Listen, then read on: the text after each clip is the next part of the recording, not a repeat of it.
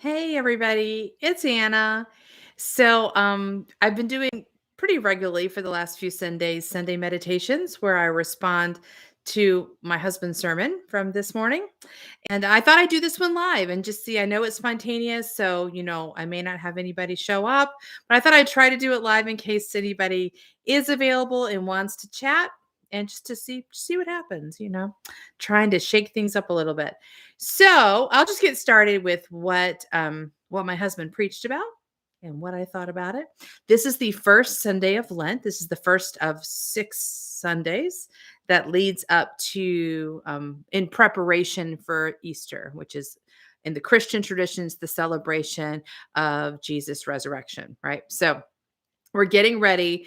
Lent is kind of the journey to the cross. So we're getting ready to sort of face the betrayal and the murder of Jesus, and then the subsequent um resurrection. So Lent can be very, it's kind of held in a very solemn, um there's solemn energy around it because it is kind of, you're preparing for sacrifice. You're sort of letting go of all your past sins or struggles or whatever it is. That's sort of the solemnness of Lent. But Lent always starts pretty much, the lectionary always has the story of the first Sunday of Lent is Jesus being driven into the wilderness to be tempted of the devil. Okay. So if you don't know that story, basically Jesus is baptized, which is the inauguration of his ministry. He's baptized by John the Baptist. Then he is driven into the wilderness. And for 40 days, he is alone. He's fasting. He's not eating or drinking. That's the story. And after he's had this experience of just emptying himself of everything, he is faced with the devil. Okay, so it's important for you to know that the devil in the original text is called Satan, which we often use as Satan. And Satan, the name Satan is translated into the challenger.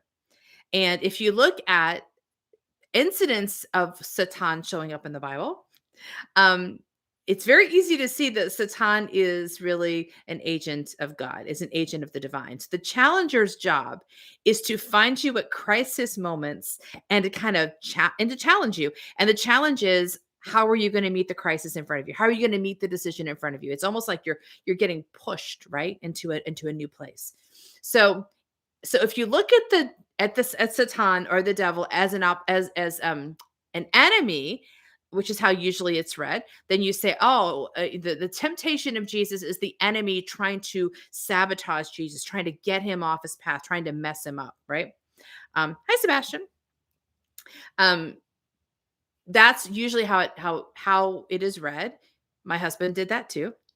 It's a linear reading of the text, which is like, okay, there's good and there's bad. There's Jesus who is good. There's Satan who is bad. And Satan is trying to mess Jesus up and get him to pick something bad.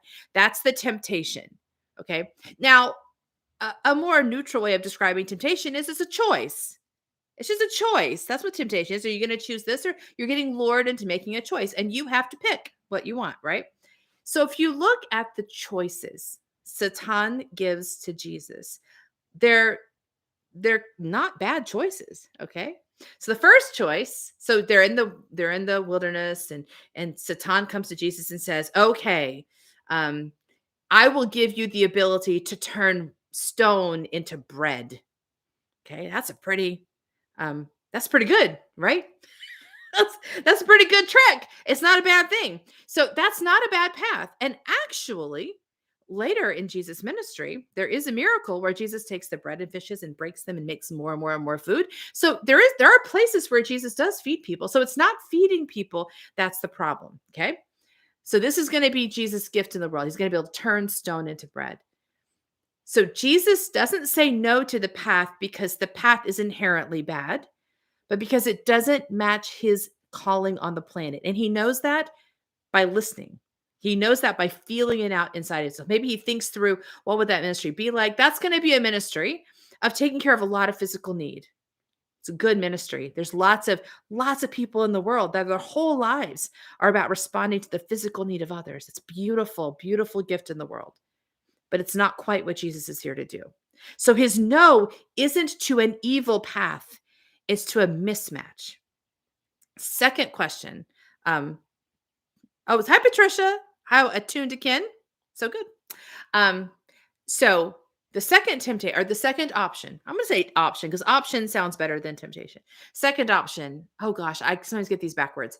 I think that's the one where he's he's he's going to okay, I get these reversed.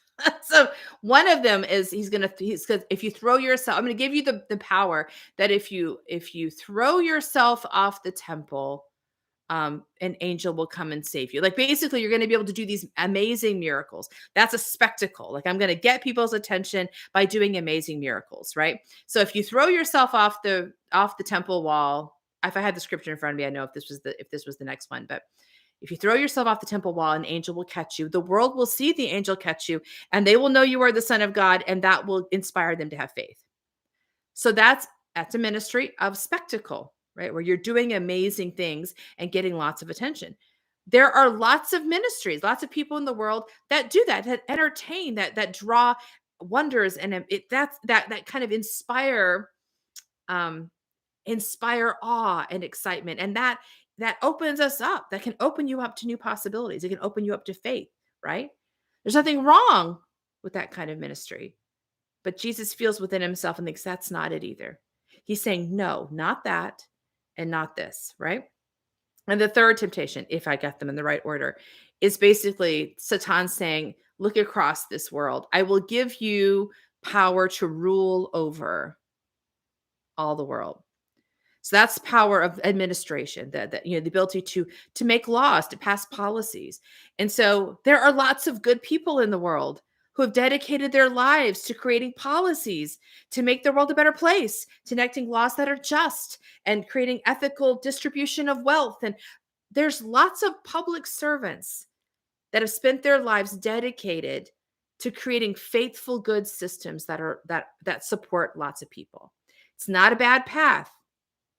It's just not his path. So Jesus says no. So faced with the challenger, and the challenger's goal is not to get Jesus to pick the path that doesn't match him. It's to get him to find the path that he does match. And that's the key to the no. The no, if you can find your no, you can make your way to the yes, right? And I think that's what we kind of miss. Because so many of us, well, you hear of children when children are little and they go through the terrible twos, right? What we're referring to with the terrible twos is the child has found their no, which means now they can be defiant. They can start asserting their will. And we call it terrible twos because, it's challenging. It's challenging to the parent.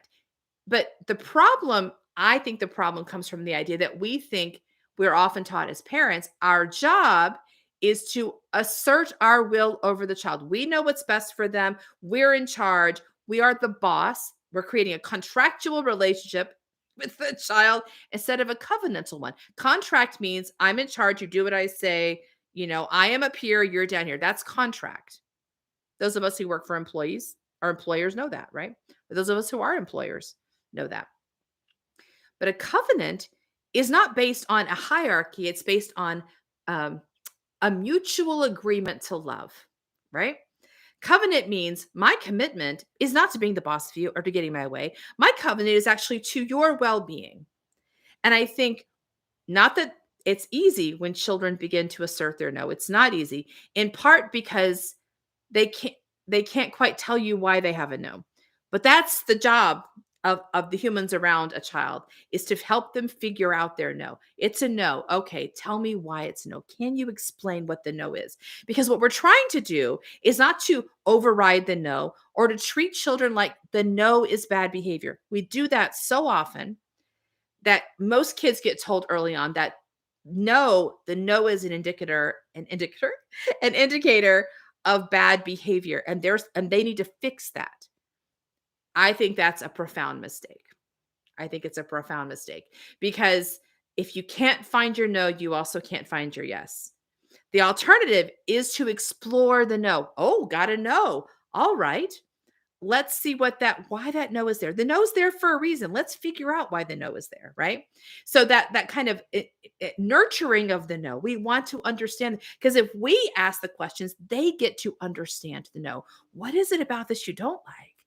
All right, let's dive into that, right? Because we're using the no to get to the yes, right? So I think that, to me, that's a better way of parenting, but most of us don't get parented that way. But so we have to let go of that, right? But it is the way we can parent ourselves. So one of the main things I look for with my clients is the no. Sometimes the no is just screaming, it's just pain, it's just struggle. They're like, no, So I want to say yes to the no. Tell me more about the no. We want to figure out what the no is about. If we can clear up the problem of the no, the challenge of the no, we can find the way to the yes. And that is what Jesus does. He says, not this, not this, not this, this. And the path Jesus chooses is that actually of a rabbi. Now, does he do miracles? Yeah, he does. But he doesn't do them publicly. In fact, when he heals people, he tells everybody not to tell anybody. Okay. He tries to keep it a secret when he heals people, because he's not trying to be the spectacle, which was that second path, right? Does he feed people? Yeah, he actually does that too. He takes one of the major miracles in all the gospels is the fish and the loaves, where there's just a few fish and loaves, and Jesus breaks it and it gets more and more and more, and he ends up feeding over 5,000 people, right?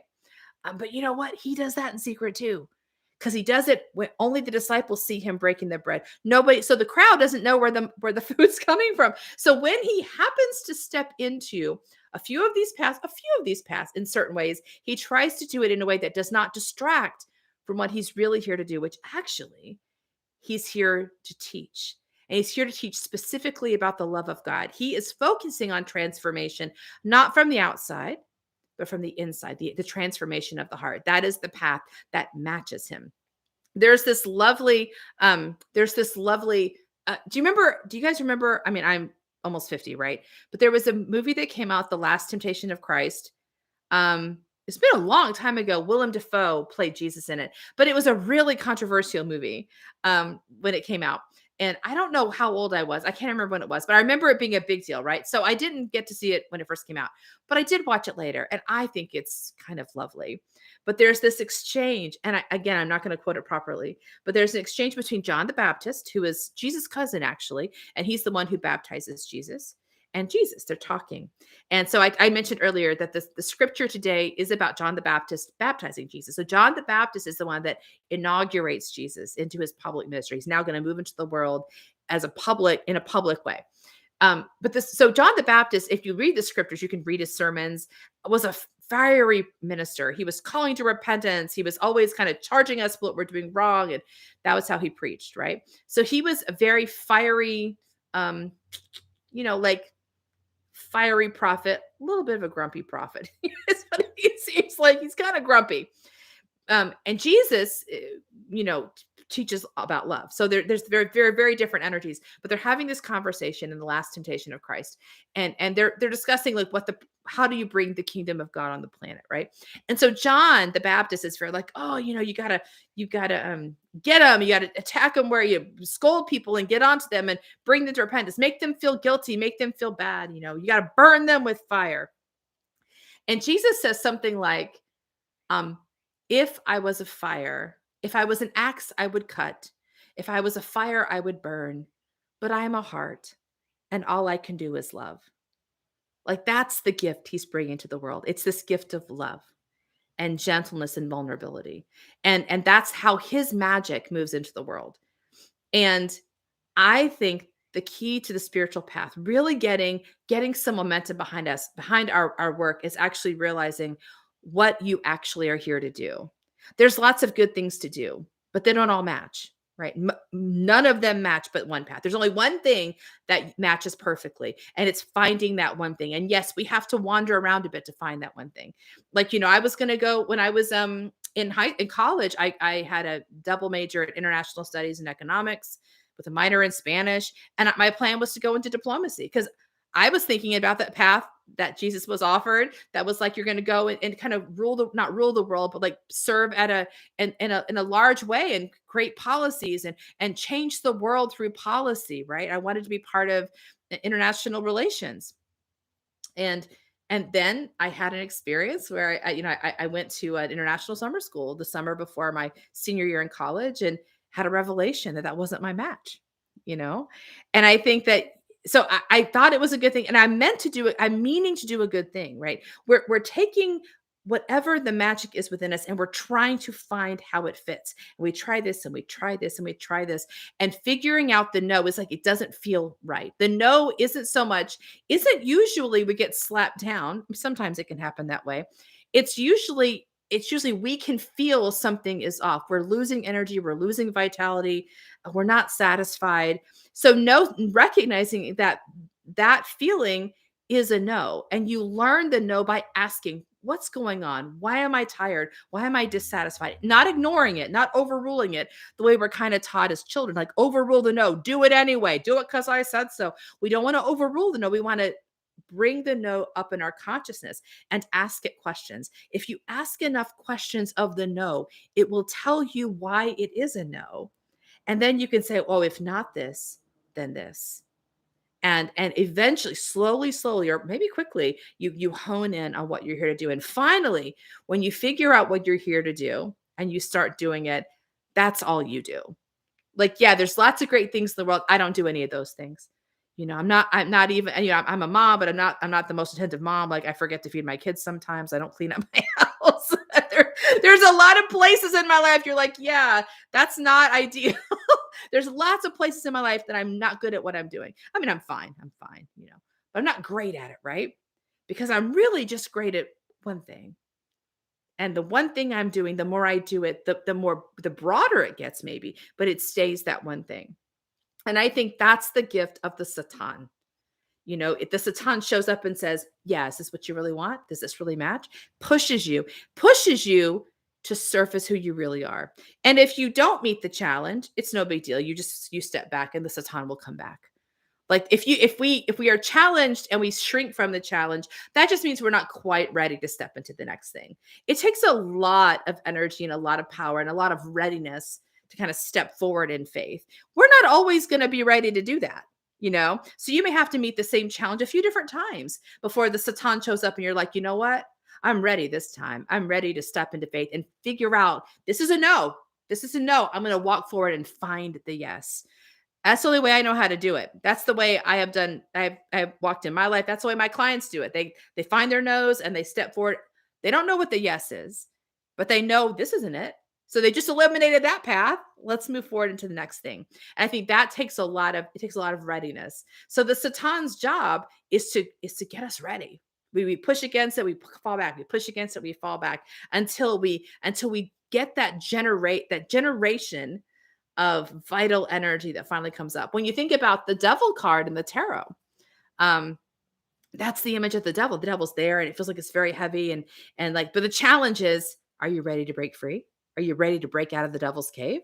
And that question, every time it comes up, you get a little readier. You're like, oh, maybe. And then finally you're like, yes, let's break free. And that yes, which is a response to the no, breaks everything free and you get out and then you find what else is possible. So I was going to say, Patricia, this is a refreshing good. Yeah, Sebastian, no is a complete sentence. It is a complete sentence. So you say that to somebody else and then you come in and say, tell me why. Tell me why there's a no, right? So my daughter, she's now in college, but we were looking at colleges. And my daughter is very funny because she's really smart. She's really linear. She's a scientist, right? Very scientific mind. But has a really hard time expressing her feelings, right? So we were looking at colleges and there was my college, the college I went to. I took her to my alma mater and we were driving and she said, it's just not right. It's just not right. And I said, that's fine. I'm fine with that. I said, can you tell me why it's not right? Because I thought if I can figure out what it is that doesn't work here, we'll have an idea of what you're looking for. And it took 30 minutes of me asking questions before she was able to say, this is why this isn't right. And I'm like, so now you're looking for this. Now we know we have an idea of what we're looking for. That's really good. So I had to really work with her because I wasn't fighting her no. Yeah, I wasn't fighting her no. If someone's trying to fight your no, yeah, I consider that sus behavior. Don't fight if I've got a no and you don't honor my no, then I have to wonder if you know how to honor no, right? I don't want to argue my no, but I do want to explore it. And I think the willingness to explore it is the key to everything. So you're just gently kind of opening it up and agreeing to it so it can tell you more about where it's coming from. I think that's let's see. Sherry MF Poppins. I've been a nurse for 15 years and suddenly feeling this isn't my that's what happens, right? And it's like whenever you finally go, "You know what?" And the truth is it could be a yes. It's a partial match until you grow in a new way. There's like, now it doesn't quite match, right? I just outgrew something. And so being able to say, "Okay, let's feel it. Feel what's not matching. What is it I'm missing? What is off in this?" And like just trusting yourself that there's a reason why the no is there. And because it's connecting to a yes, it always connects to a yes. So I think that's a really good observation. And yeah, 15 years. You do it until you feel something shift. Um, Wex is saying, so you're saying old scratch is our friend. Okay, let me think. Yes. But I would say it's sort of like I've used this before, like a coach that's now I would not respond well to this kind of coaching. Let's be clear. But like a coach that's sort of aggressively kind of calling you and pushing you and telling you you're not, you've got more in you. So a coach that's pushing you because they see there's more in you than what you're surfacing all the way. They're pushing you into your greatest potential. So I say I would not respond well to that because I don't respond well to getting pushed by anybody. I have an assertive energy and I don't like getting pushed. But I can be teased forward, right? So my experience of the Satan is like, well, what if this? Maybe this. I don't like this. What do you think about this? It's more like that because it's got to come at me sideways a little bit. But I do think there's something. I think the Satan is there to help you accomplish something. Now, if your mind is quite reactive, which means your mind has maybe carrying a lot of some trauma, some fear, some anxiety, then that will always feel dangerous because the Satan is inviting you to break out of something familiar. And some of us are like, yes, I'm ready to break free. Some of us have naturally, our energy patterns are expansive. So we kind of like even the danger of breaking free into new things. We kind of like it. But if you're someone who really benefits from things being very stable, status quo, like very consistent patterns, then that is not when the Satan shows up for you, it is not welcome. It does feel like you're being yanked out of something that you love and something that you value. So we want to say, so that's the reason I think the scripture, at least the Christian scripture, is often interpreted mainly through through a linear lens, right? So people who, like my husband's lens, right? He doesn't like when you try to take away his patterns. He doesn't see it as a blessing. Well, I would say he does see it more as a blessing because he's been married to me for a while and I'm kind of always shaking things up for him. So he's learned that it's not as bad as he, he thinks it is, but he does not welcome the Satan the way I do. And I don't welcome I don't welcome it all the time. Like it is get annoying sometimes when you feel like you're finally figuring something out and then something shifts again. So it can be annoying for the mind because the mind likes to do predictable things. But depending on what your energy pattern is and how comfortable your mind is with the unknown, the Satan can be that wonderful bit of energy that propels you forward or the bit of energy that's kind of telling you it's something needs to change and you don't want to hear it. So, um, all the kids, Beth says, all the kids are stuck in the internet cave. Okay. That's possibly, well, there's always been a cave though. It just different tools are different things, right? Really, it's so easy to kind of look at to identify the problems with the structure. The structures have always been the tools that we are working with, and we have always been magical, which means we can transform any structure into salvation, into transformation, or we can transform any structure into a trap because of the mind. The mind can turn anything into salvation or trap, depending on how we help the mind, how we instruct and coach the mind. So I think, as I was saying before about the Satan being like a positive thing or a negative thing, it depends on how prepared the mind is to receive the challenge and how safe the mind feels in being loved. I've said this before, and it keeps coming up for me, is this idea that what we are missing on the planet is not love. Love is there. It's that our minds have not been we do not know, we have not learned from an early age how to bathe our minds in unconditional love. We have not been able to access, we don't realize we can access the divine and do that for our minds. And so our minds feel like they're in a world that's fairly unpredictable and fairly unstable. And if you feel you're in a world that's dangerous and unpredictable and unstable, you're going to stay where you are because here at least, I know how to make this work. Whatever, wherever I am, I know how to make this work. And so it's perfectly understandable that a mind that doesn't feel unconditionally loved and supported and safe will stay where it is as opposed to trying something new. But and that's a mind who's surviving. That's a survival mode, right? And so, yeah, if the mind thinks it's in a dangerous world, it's going to focus on surviving. By the way, that's fine. People can live their whole lives in survival mode, and it's fine for them. It doesn't bother them. There's a lot of people set up that way. So I'm not saying one thing is good or bad. I'm just saying my clients usually they get to a point where they're done with survival and their mind needs to learn something new. But for the mind to let go of survival, it has to feel safe and loved unconditionally, which is something that only comes from divine inbreaking. And divine inbreaking comes from us recognizing we are the divine, kind of allowing to flow through ourselves. And I think that's another problem with the way religion is set up. It puts the divine outside of ourselves. And it's sort of a divine that, may or may not show up. Like we don't really we can't really control that divine or evoke it necessarily. We can ask it for help, but doesn't really belong to us. But I think the truer expression is that we have access to the divine within ourselves. Like we actually have access to that power. We just haven't learned that we have it, and we haven't learned exactly what to do with it. And so once you figure out how to do that, you kind of learn how to evoke that, then you offer it to your mind. And like the God is within you. And so the mind has access to divine unconditional love. And then it can let go of surviving and try something else. So I don't know if that's too esoteric and a description, but that is what I do with my clients a lot. So as Kim says, I wish I'd had this wisdom decades ago. My clients always say that. And I always say, you can't learn it too young. You can't learn it that young. I mean, you can get support. Like I feel like I am trying to give my kids everything I can, but they're 16 and 19.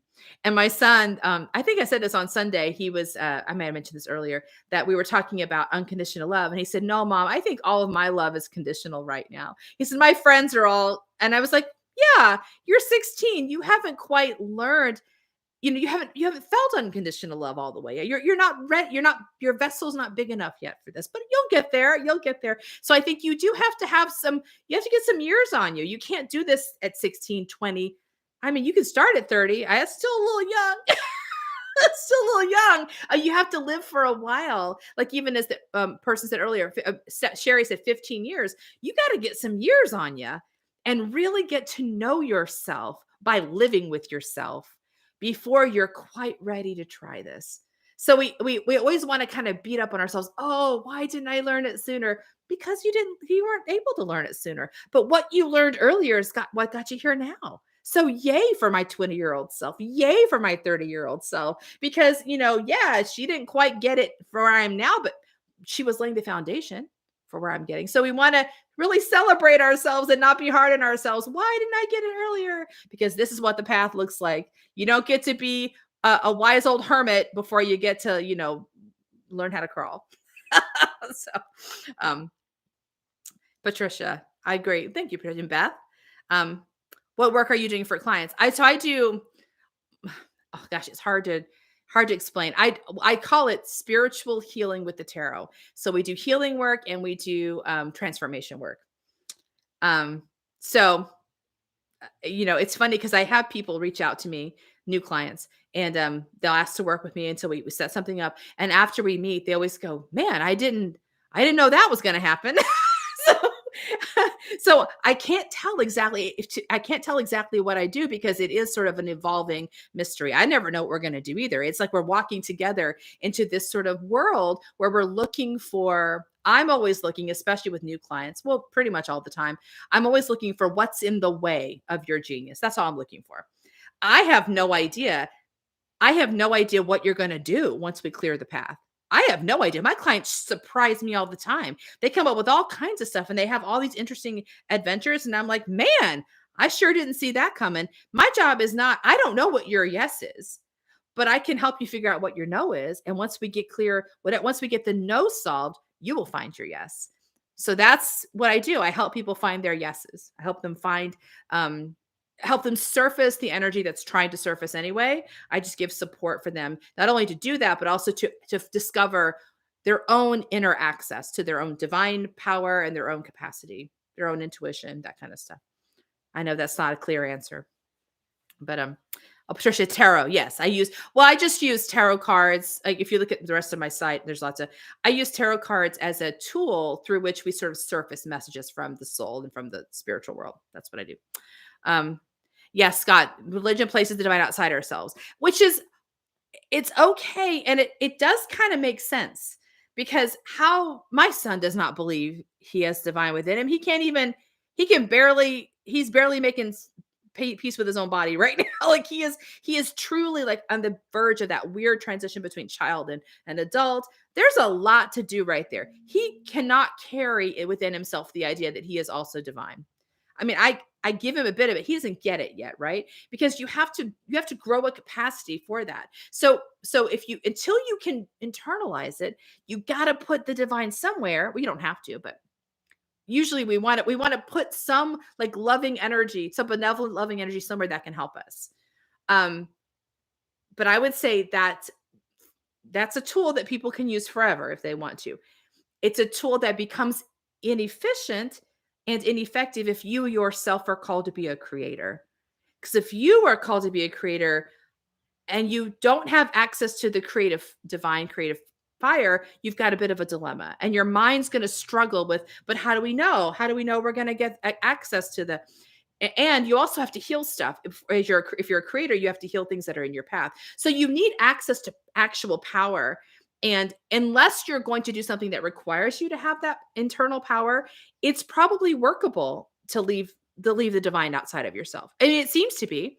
I mean, lots of people do it. They seem okay. But my clients usually have a unique challenge that they have to do something different or they can't move forward with much momentum. So, Kim, that answer was comforting. Good. I'm glad. Oh, today's your birthday. So I know this message is for me. Well, good. I'm glad to. Happy birthday. My husband his birthday is in 2 days. So he's going to be 52. He says, I'm going to be a deck of cards. So anyway, so happy birthday. So yeah, I think that's all I had to say. I talked a lot. So are there any other questions that are coming up? I mean, of course, if you see this in the replay and you want to ask questions, then I'll check in. Thanks, Beth. Happy birthday, everyone. But yeah, so that was my thoughts on my husband. I got onto him too. He said a few things. My husband will say things. He's such a lovely energy that he can say really things that are offensive even sometimes, but like you don't hear it because they're like, oh, he just loves us. He's just so sweet natured. I can say something that's completely loving. I've said everything exactly right and people still get mad at me. So, that comes down to energy too. There are some people, he is clearly the heart and the lover in the world, and it feels like a lover. I am the agitator. I'm a little bit of the Satan. I'll tell you that right now. My clients will tell you I'm a little bit of the Satan. So you don't want to meet me in a blind alley unless you're ready to move some stuff around. So on that note, I will stop for now. I will see you guys next time. Thank you, Scott. Bye.